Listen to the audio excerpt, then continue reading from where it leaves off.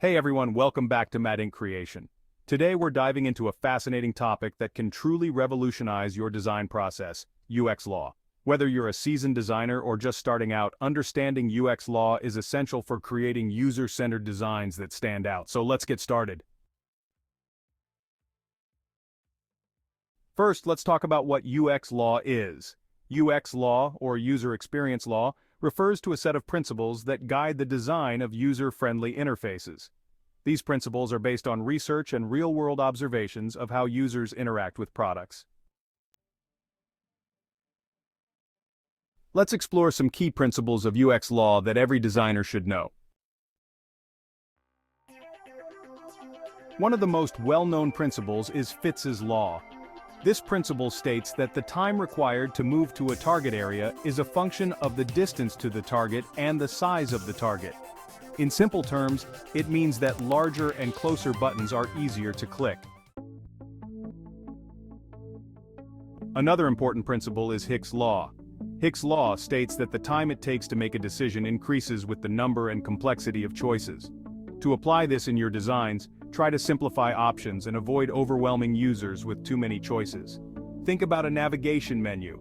A clean, simple menu with fewer options can help users find what they're looking for faster.